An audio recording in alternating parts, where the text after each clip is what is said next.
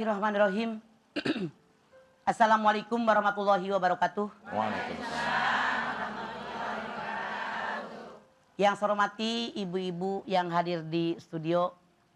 Yang saya hormati pemirsa Antv dimanapun Anda berada. Pagi hari ini judul kita yaitu stres. Seorang muslim yang kuat, yang dikehendaki oleh Allah, yaitu yang sanggup menghadapi segala permasalahan dalam hidup.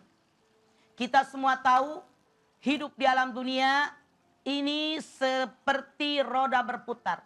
Di atas, di samping, di bawah. Senang, bahagia, biasa, sengsara. Ngakak, ketawa, biasa, nangis. Iya kan Bu? Ya. Ada hujan, ada kemarau, ada pagi, ada siang, laki-laki, perempuan. Dan selalu ada kebalikannya. Ketika seorang hidup di alam dunia, dia harus siap fisik maupun mental. Menghadapi segala permasalahan yang ada. Baik yang menyenangkan maupun yang menyusahkan. Orang yang stres, yaitu orang yang tidak sanggup menghadapi beban hidup. Dia merasa seolah-olah ini berat luar biasa, saya tidak sanggup menghadapinya. Itu adalah orang yang stres. Yang tidak sanggup menghadapi beban hidup. Padahal beban hidup oleh Allah diukur dengan kemampuan seseorang. La yukallifullahu nafsan illa wus'aha. Beban yang Allah berikan kepada si A sesuai ukuran iman seseorang. Perjuangan hidup dalam mengarungi masalah yang dibebankan oleh Allah, musibah yang diberikan oleh Allah kepada manusia, maka dia berusaha sedemikian rupa, itulah nilai pahala ganjaran yang Allah berikan kepada mereka. Ketika seseorang menghadapi kehidupan itu dengan tegar, dengan kuat, berusaha maksimal, diiringi dengan doa, maka pahala ganjaran yang Allah berikan sesuai dengan usaha yang dia lakukan. Kalau usahanya maksimal, nilai pahala dari Allah maksimal. Kalau usahanya biasa, biasa. Kalau nggak ada usaha, nggak maksimal, dia yang jadi stres. Tidak ada yang hidup tidak ada masalah. Punya masalah kan Bu? Ya. Beban hidup punya? Ya. Ada terasa yang berat? Nah, kalau kita tidak iman, tadi Abdel nyanyi. Dengan iman dan takwa diatasinya. Bagaimana mengatasi masalah stres? Tatanazzalul Quran ma huwa syifa. Aku turunkan Al-Quran sebagai obat penyakit dalam dada. Kalau kita kesel, sebel, masalah ada, baca Quran. Bukan hanya dibaca, tadaburkan. Terjemahnya apa, maksudnya apa, tujuannya kemana, isinya apa, tuh. Itu obat stres yang pertama.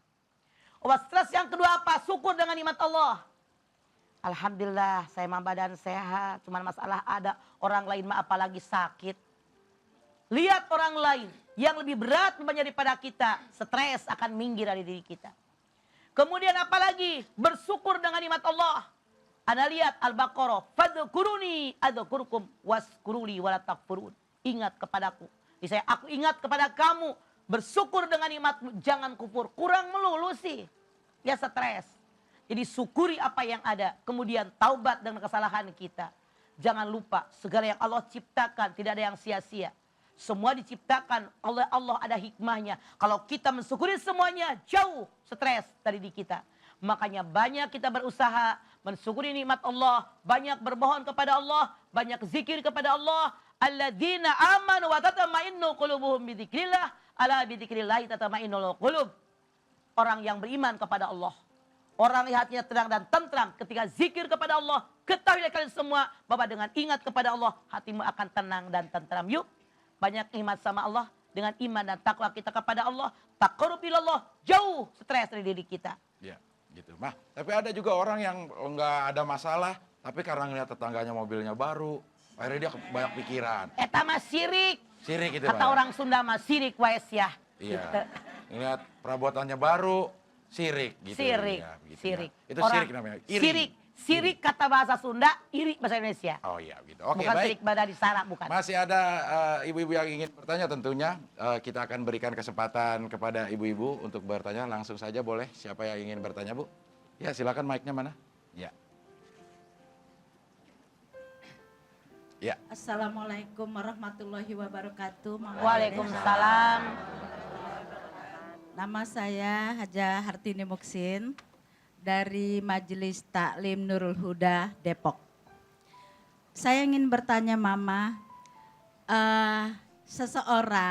bila seseorang mempunyai masalah itu berat, apakah untuk mengatasi supaya tidak stres itu diceritakan kepada seseorang ataukah dicari solusi sendiri untuk menceritakan sesuatu masalah yang berat itu?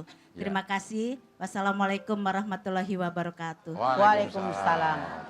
Ibu bisa lihat dalam surat Al-Ma'arij 19, 20, 21, 22. Al-insanu huliqa halu'an. Wa idza masau sarru jazu'an. Wa idza masau khairu manu'an. Ilal musallin alladzina hum an salatihim daimun. Manusia itu selalu berkeluh kesah. Kalau dapat kesusahan keluh kesah. Dapat kesenangan lupa sama temennya. Kecuali yang sholatnya daim. Jadi kata Allah dalam ayat ini manusia terbagi dua golongan. Lihat diri Anda, jangan lihat orang lain. Saya. Apakah saya termasuk kelas yang mana? Satu, manusia itu kata Allah kerjanya keluh kesah. Ya Allah Pak, suami di PHK, mertua masuk rumah sakit, yang kecil sakit mulu, mertua udah sekian bulan stroke, keluhan. Orang lain nggak sanggup, saya doang. Kau coba, kalau orang lain mah nggak bakalan sanggup untung saya. Nah, ini orang ngeluh mulu, semua orang ngomong aja.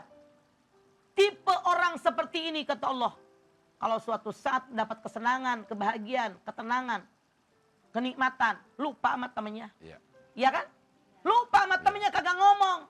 Ini golongan yang pertama. Yang kedua kata Allah, ilal musallin alladzina hum an salatihim daimun.